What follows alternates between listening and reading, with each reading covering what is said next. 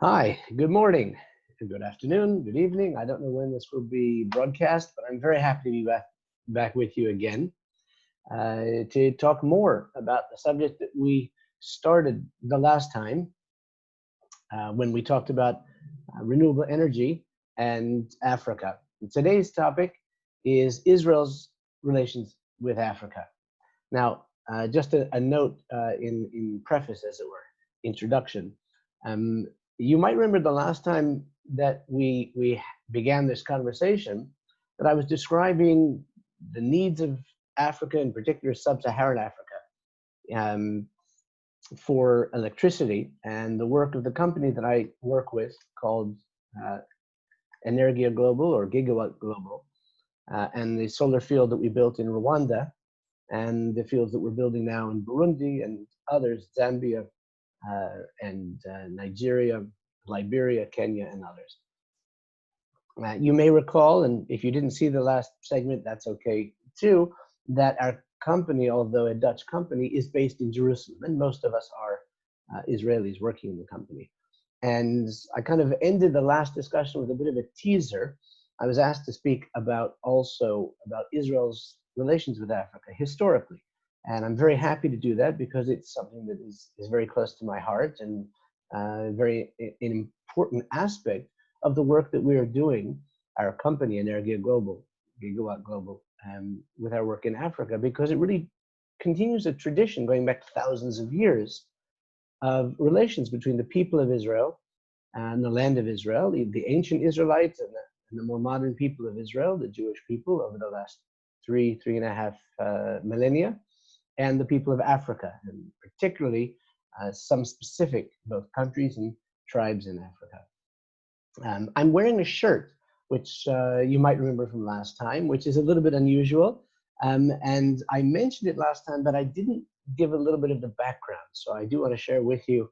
And now I decided to wear the shirt again for fun because it both sets the tone and recognizes the themes that we're talking about. So if you were with us last time, you'll recall my description of the Agozo Shalom Youth Village, which was set up in Rwanda to help rehabilitate and reconcile orphans from the genocide there in Rwanda. And it was based on a model that was developed in Israel after the Holocaust to help orphans from the Holocaust to learn skills and to be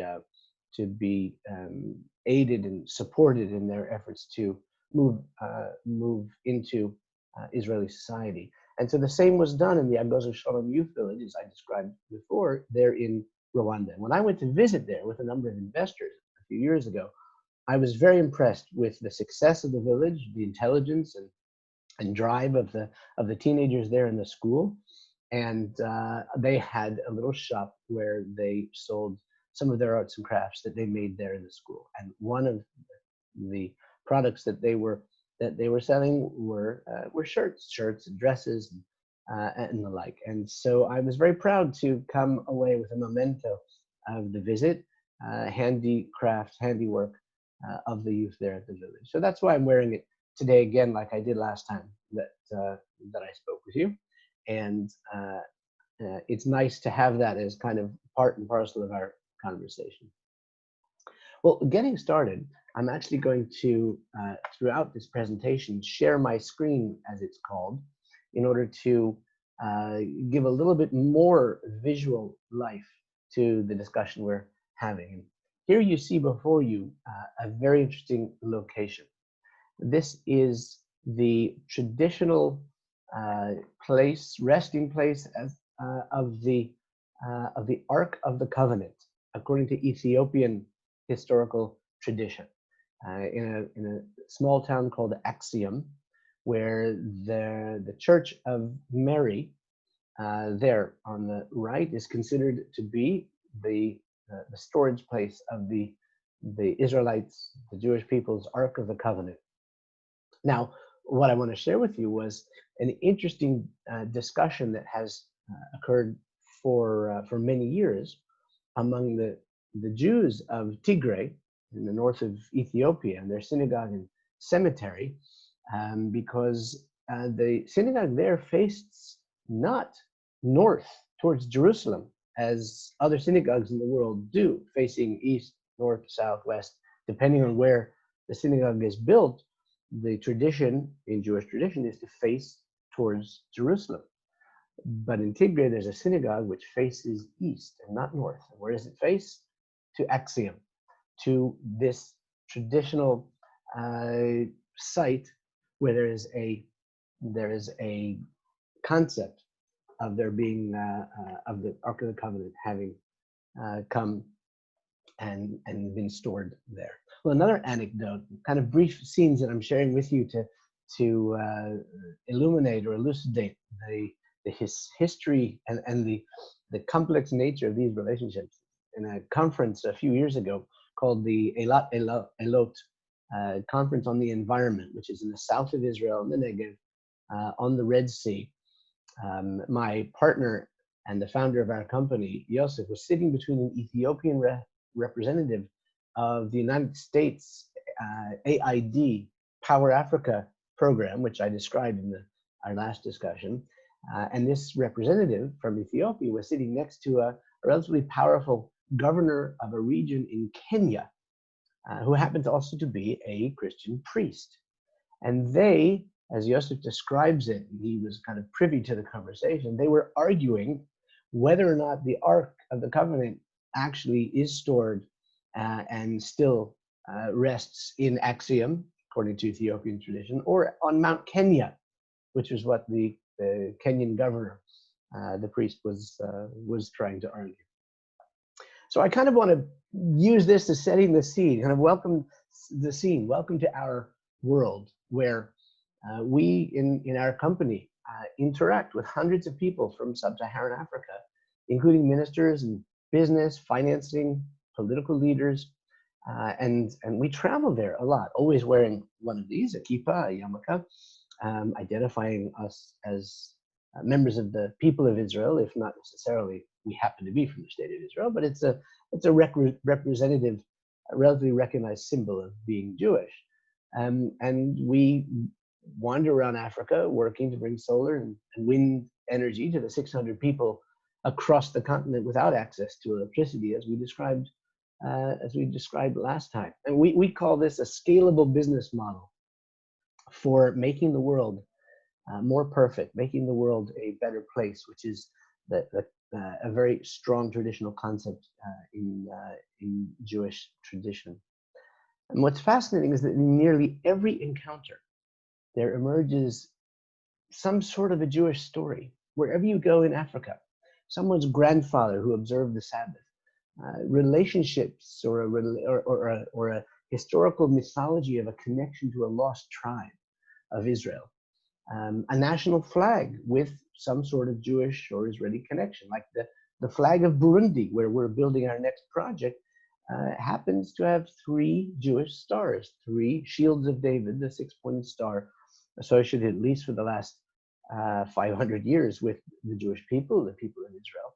They actually switched their flag and added those 3 stars just after the 1967 Six-Day War, when the Jewish people, the state of Israel, returned to the holy basin of Jerusalem, the Temple Mount, and the holy places in Jerusalem. Sometimes we'll get requests for books on kashrut, which are the laws of food and keeping kosher. Or we'll get a request for some sort of an explanation of where that prohibition against mixing meat and milk comes from. Questions about Kabbalah, Jewish mysticism, and the like. And the story of Jewish Africa has always been there from the time, stories of interactions of, well, just as an example, the Queen of Sheba. And here I want to show some wonderful images that reflect these themes. The idea of a relationship between King Shlomo, or King Solomon, and the Queen of Sheba is a theme that has been discussed in Jewish history for thousands of years. And by this I mean that these depictions, if you see them on the screen, are from a few hundred years ago. This is a medieval painting of King Solomon welcoming the Queen of Sheba, who you see there arriving, and him greeting her, and her presenting all sorts of gifts. And the story is about the relationship between the Queen of Sheba and King Solomon they resonate until the present day. As you can see, this is a more modern depiction in a video made just a few years ago. There are some depictions as this one, which are extremely modern and depicting even King Solomon as an African. And that may, for our eyes, be a little bit unusual, but it's certainly within keeping with a very strong tradition within Jewish tradition, that of course we don't see reflected in medieval paintings of Jesus or the prophets of Israel or the early followers of Christianity, who of course would have been most probably, if not African in terms of their skin color, certainly Middle Eastern, Yemenite perhaps, brown if not black or what have you. And the thing is that even in the times of the Talmud, 2,000 years ago, these themes, discussions, and recognition of a relationship between Africa and Israel were very much part of an understanding of Jewish history and the connection of the people of Israel to other peoples around the globe. Now, the truth is, though, that what most of us are familiar with, at least that initial story. What's interesting, at least to me, if you will, and to many of us who are part of this modern emanation or expression of the connection between Israel and the Jewish people and the people of Africa, it's not the whole story. If someone was going to write a history book about Jewish Africa, in addition to well-documented stories of Ethiopian Jews, for instance, who have come back, been brought back to Israel now in the modern era, North African Jewry, where there were established communities in Morocco and Algeria and Tunisia and Egypt for thousands of years, and many of them, or most of them, have returned to the land of Israel and to the state of Israel. There is a Jewish community in South Africa for many generations as well. But there are amazing tales that are less well known. Many of you may know, and most people know, about the kind of esoteric historical nature of the government of Great Britain offering or suggesting to Theodor Herzl, the founder of the modern state of Israel and the founder of the Zionist movement, the idea of setting up a state, a national home for the people of Israel, for the Jewish people in Uganda. That's something that's kind of a quirk of history, as it were. But the question that I would ask is, how many of you and how many of others who have looked into these issues have ever heard of kahina, which is a word like the word Kohen, or the priestly caste within the people of Israel? Kahina was a female Berber warlord who led the resistance against the Arab conquests, the Muslim Arab conquests in the late 7th century, the 680s, 690s, in North Africa.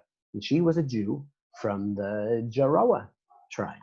And of course, many, if not most people, even who have an interest in this kind of history, are not familiar. Similarly, have you ever heard of Queen Judith of Ethiopia? Judith, by the way, is a shortened version of Yehudit, which is the Hebrew for Judith. And it is also the word, like Judah, the precursor, and root of the modern term Jew. A Jew comes from Judea, and Judea is the region that was of the tribe of Judah. And Queen Judith of Ethiopia ruled for 40 years, around the same time, a few centuries after Kahina that we were describing, around the 10th century, middle of the 10th century of the Common Era. And she ruled what was basically an independent Jewish kingdom. Or, well, she was a queen, so we'll call it a queendom. Now, there are discussions in research and history books about an independent Jewish colony in the Elephantine in the Upper Nile at one point. And there's a lot more discussion today, interestingly enough, about a group known as the Igbo tribe in Nigeria, who starting, I guess, in the 1960s, started to pursue a modern kind of political expression of a long-held understanding of their roots, where they started to actually look for some independence, looking to create an independent state of Biafra there in Nigeria. And this tribe, the Igbo tribe, traced their origin story to the lost tribe of Gad. And they have been embraced by the world Jewish community and Israel. Here you can see members of the community who are praying communally. And there is a fascinating story in a book that was written by Ulada Ekwana, who was a former slave and a proponent of emancipation of slavery back in the late 18th century. And he, in his book, in his writings, in his public speeches, traced all Africans, at the very least his tribe, the Igbo tribe, back to the house of Israel. And he referred specifically to circumcision, different naming practices, a belief in one God, and more. Now, the truth is, on our journeys and interactions around around Africa, we Israelis and Jews hear many origin stories that are part and parcel of many different African communities.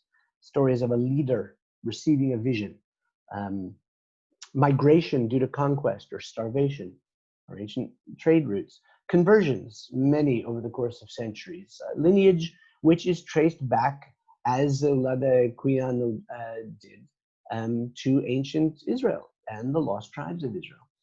And all sorts of inspiration either from Jewish practice or for Jewish practices, access to holy books and others, often via missionaries, but still there's this kind of very biblical connection between many different African communities and cultures and civilizations to the story of and the people of and the land of Israel. And so it's kind of funny. A lot of practices within the wider African community seem to reflect, if not a connection to, certainly an inspiration from original biblical Jewish practices. The Sabbath is the day of rest. Some reflections of different biblical Jewish holidays. Circumcision, as Olaldo Iguaniwan referred to. Some sort of dietary restrictions like kashrut. And of course, the idea of a single God being something that resonates and is reflected very often in African cultural and religious lore. Now, the conversation we're having today is really sociological, not religious. We're looking at such an interesting cultural and civilizational, traditional, inherited stories and myths and connections, and also religious beliefs and practices. And yet it's something that repeats itself throughout our experience and the experience of scholars and researchers across the African continent.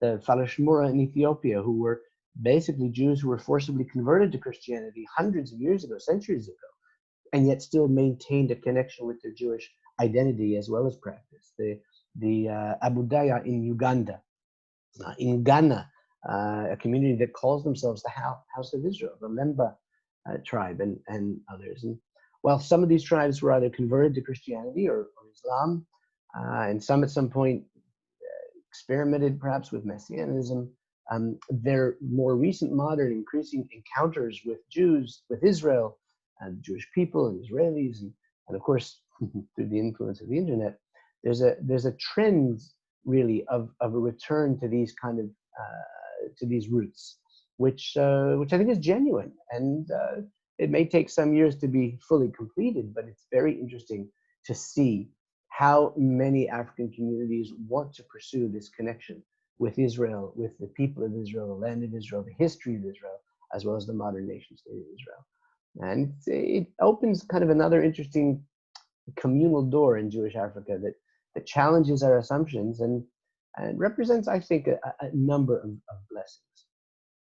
Well, that's part of the story of the connection between the people of Israel, the modern nation state of Israel, and the people of Africa. But there are other levels, and one of them is the level of state relations, relationships between states. And it's kind of an interesting part of the history of both the state of Israel and kind of the cultural history of the state of Israel, where at its founding, the nations of Africa welcomed very emotionally, very strongly, the founding of the state of Israel and the return of the people of Israel to the land of Israel. This idea of creating a national home for the Jewish people there in the land, which was known at that point, of course, as Palestine, with the mandate for Palestine being given to Great Britain to establish a national home for the Jewish people there. Also called the land of Israel, Eretz Israel in Hebrew and in many other documents. It was an inspiration for many African nations, both those that were already independent but striving for further independence from colonial oppression, and for newly established African states to see the success of the flowering state of Israel. And that initial warmth and support was very important to Israel. Now, what you see here is Golda Meir, the first foreign minister of Israel, with an African leader, David Ben Gurion, our first prime minister, and Golda Meir there with another African leader. And there are many elements to this relationship.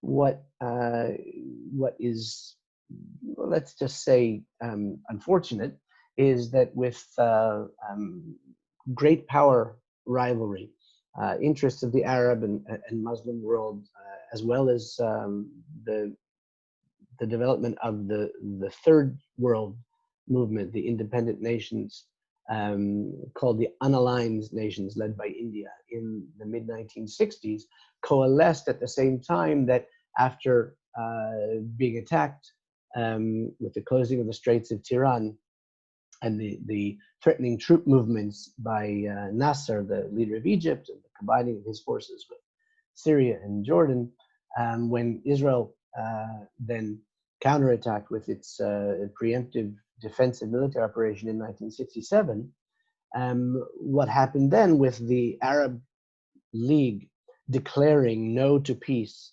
no to negotiations, and no to recognition of Israel, what called the three famous no's of Khartoum, when the Arab League met there and announced that there would be no negotiations, peace, or recognition of Israel. There was then a movement among the non-aligned nations as part of the USSR and the US rivalry and the interests of Gulf oil nations and others, which pushed the African continent, or the nations of the African continent, away from Israel and cooled the relations over the course of a number of decades, which was a combination of the Arab hostility, of course, to Israel and these other issues that I've mentioned. The 70s oil crisis and other issues were part of it. But in fact, interestingly enough, the oil crisis in the 70s ended up leading to a reduction in the influence of the Gulf states. And then we had the peace treaty between Egypt and Israel, the Oslo process, and in general hopes, even if they haven't come to pass, for a wider peace in the region. And the technology innovation, of course, over the last 20 years has led to a situation where, as Prime Minister Netanyahu mentioned a few years ago, that Africa is coming back to Israel, and Israel is coming back to Africa. And that economic development, as well as education, end up really forming the foundation of the engagement or re-engagement between Israel and Africa, as well as Israel and emerging Jewish communities in Africa, which I mentioned a number of them just now. Now, the truth is, I'm going to play a very short video, not because I'm looking to promote our company, which, as I said in our last talk, if anybody's interested in investing, I'd be delighted to hear from you, but that's not the purpose here. And I wanted to share this video with you because it's a very good example. Gigawatt Global building the fields that we're building, Rwanda, Burundi, Liberia, Kenya, Nigeria, and across Africa, is an example of the kind of blended financial models of economic and communal development that Israel has been promoting for years. And the truth is that we do similar things, and this is kind of just a small hint. We do similar projects, even we as a company, even in countries which don't have a relationship with Israel, because we're a Dutch company. So it becomes a whole different scenario. So here's a short video which is about our company. It's called Energia Global, is the Israeli subsidiary of Gigawatt Global. And I'm just sharing with you because the images and the music, which is original African music from the Agozo Shalom Youth Village, are just fun to share with you.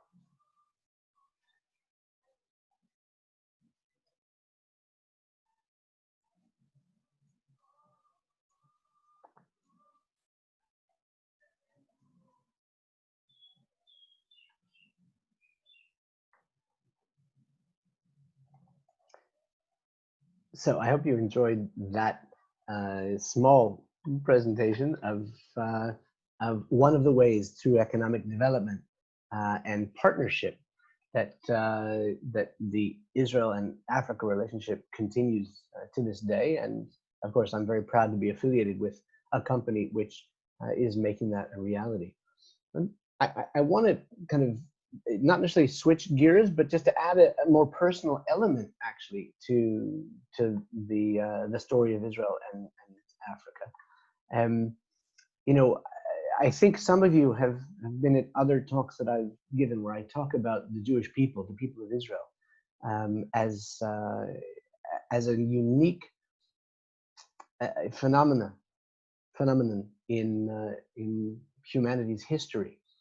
In a sentence, there is an understanding by sociologists and anthropologists, as well as by scholars of history, that the Jews, the people of Israel, are really a civilization, meaning Judaism is not just a religion, and the Jews as a people, basically, if you think of it this way, that the people of Israel started as a family, the descendants of Abraham, Isaac, and Jacob. Jacob, also known as Israel, and known as the children of Israel, as it were, became a clan, became a tribe, and ended up becoming really forged as a people in the slavery of Egypt and then the exodus of Egypt, which, as some of you know, I know we've discussed before, the first time in the Bible that the term people, nation, is used in Hebrew, is there during the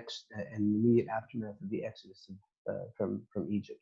Now, the reason I'm mentioning that is because the connections between Jews around the world, therefore, are familial.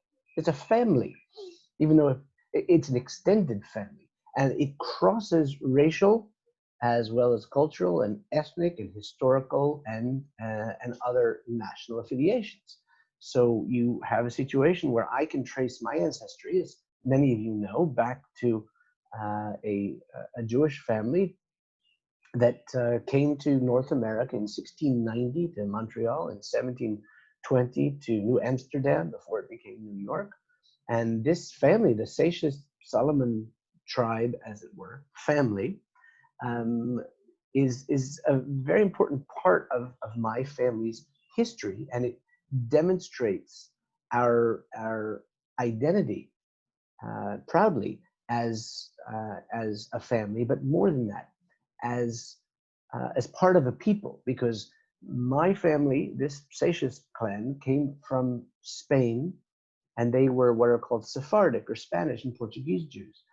The connection that we have to Germanic or Ashkenazi Jews, or Jews from Yemen, or Jews from Egypt or North Africa, or in sub-Saharan Africa, is an incredible connection where I have a very, very good friend who's a rabbi from Ethiopia.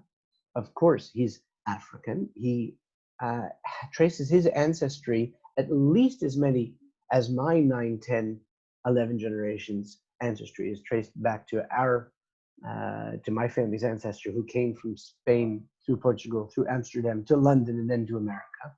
And the authenticity of his connection to the Jewish people in an African reality, where in Ethiopia there is a chain of history and connection through families and through tribal links all the way back to biblical times.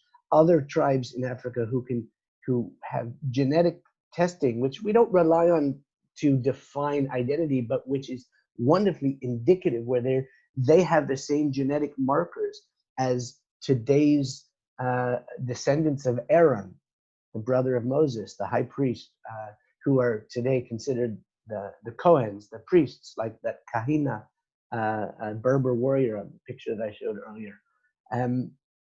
We have an incredible connection, which is not either racial nor even necessarily ethnic.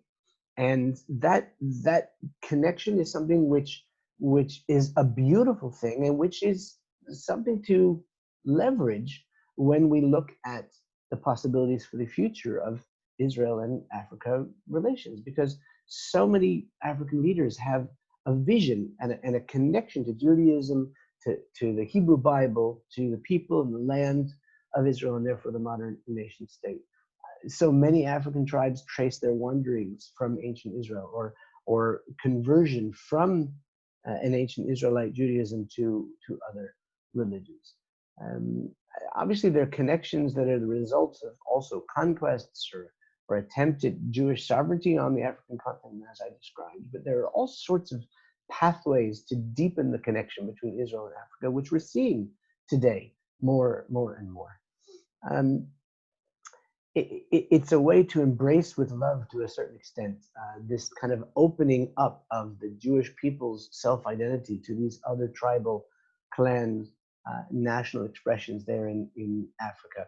And we've seen this already having been done, not just with the Ethiopians, who are recognized as part of the Jewish people. And it's a very important thing for, I think, the general public to understand that this is so, what's so unique is that Judaism, yes, is a religion, but Jewish peoplehood is a construct where it's kind of like, to become an American, you have to take a test and swear loyalty to the laws of Israel, to the laws of America, to be a naturalized American citizen, and swear to uphold the Constitution or the like. And that kind of naturalization, that's what conversion to Judaism is all about. One doesn't convert to Judaism just religiously. One becomes a member of the Jewish people. And going back to the example I was giving with the Ethiopians, that's why racial and ethnic characteristics are not relevant to being a member of the Jewish people, to being a member of the people of Israel. And we've seen in recent years, not just Ethiopians, but descendants of Russia, the former Soviet Union, Jews from those areas, throwing in their lot with the people of Israel in the land and the state of Israel, even if they're not officially defined as Jews from a Jewish religious legal standard. Also added to that, there are Jews from India, from Cochin and elsewhere in Israel, in India called the Bnei Yisrael, which have also both been brought to Israel to come and become citizens of Israel and embraced as part of the Jewish people. And we have now all sorts of other communities exploring connections to our people, including, by the way, many people in Spain and Portugal who are descendants of my family's peers going back 200, 300 years ago, who were conversos,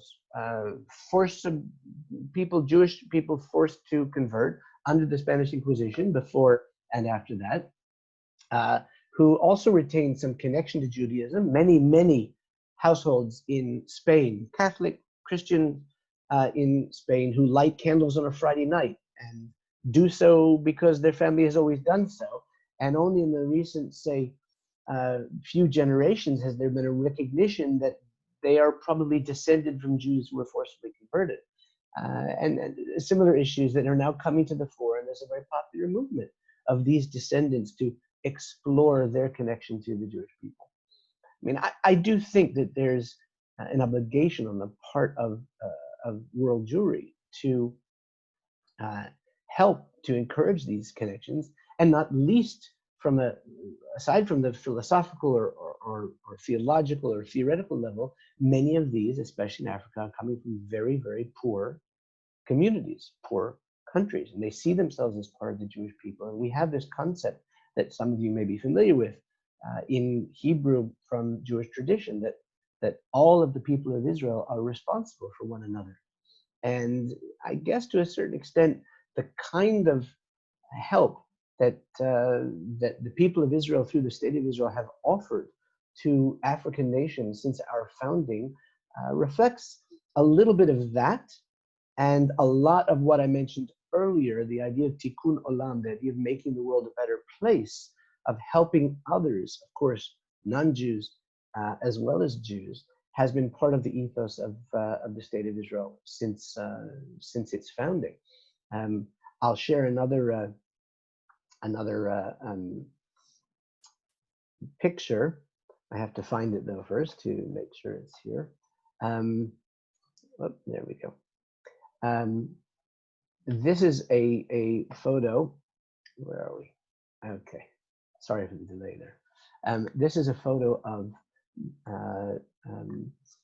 a community in Africa who are being given help and assistance through the Mashav program, which is the program of the Israeli Foreign Ministry, set up by Golda Meir, who you saw in an earlier picture, to provide support, technology, agriculture, water, green energy, and the like, to lift up the dignity of the developing nations of Africa.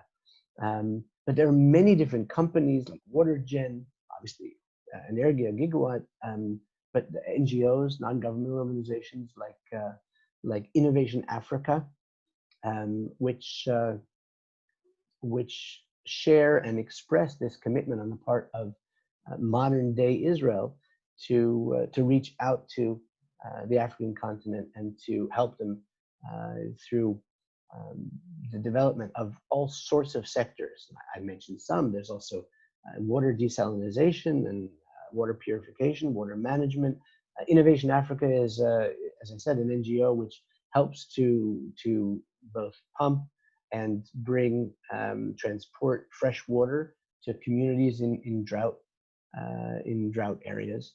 And there are many others like that coming out of Israel in terms of the work and the efforts to promote economic development as well as humanitarian benefits. We talked a bit about that last time when I talked about our company's efforts and our corporate social responsibility. But there are many, many different Israelis, both organizations, companies, and of course the government sector through Mashav, this program in the Israeli Foreign Ministry, that have been working for years, helping African communities to develop new technologies, to come to Israel for training.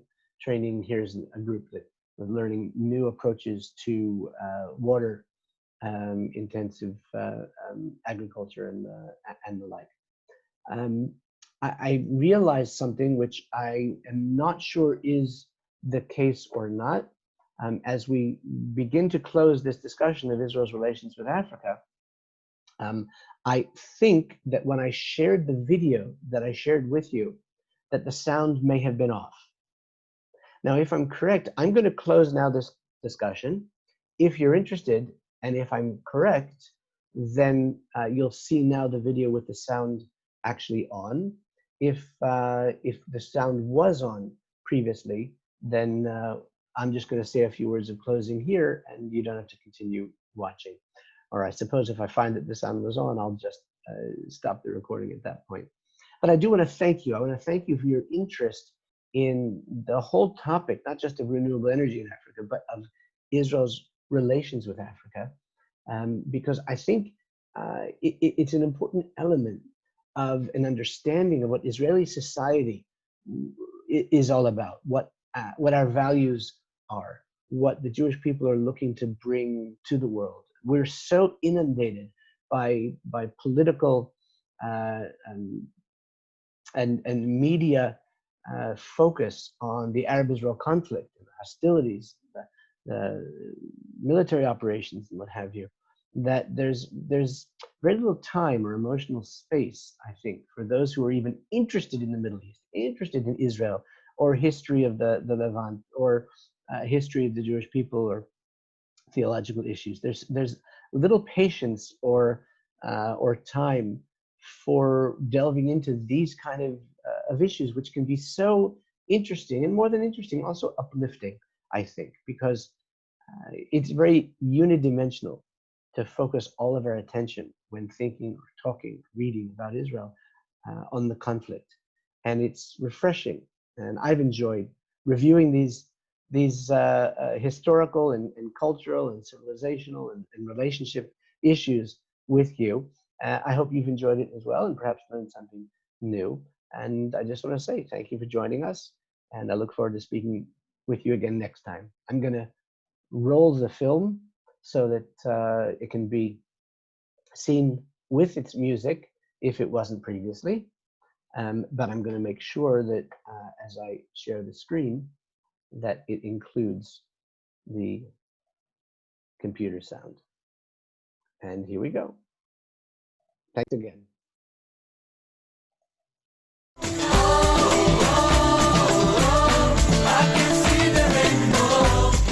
And today I'm proud to announce that Israel is coming back to Africa in a big way.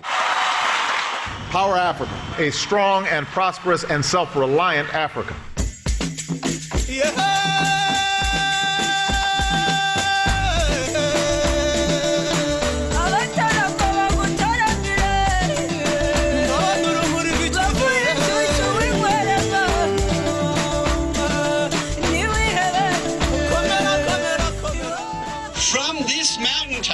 We call on the United Nations to affirm that access to green power and affordable green power should be elevated as a fundamental human right for all of humanity and for all people. I want to say thank you to Goza Shalom Youth Village for being our partners.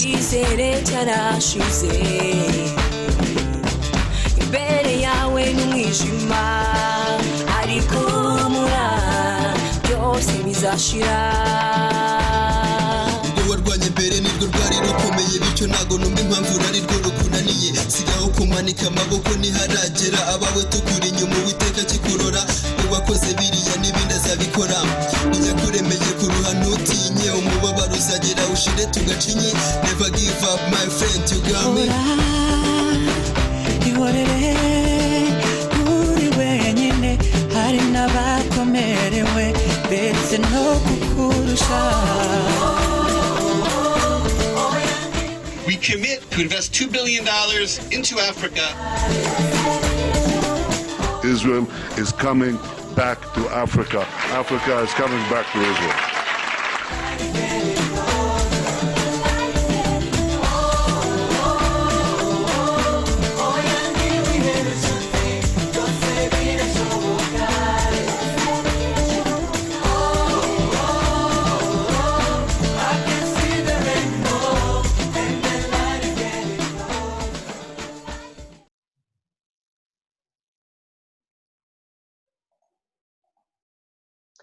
So that's all for now. Thank you again for joining us, and we'll see you next time.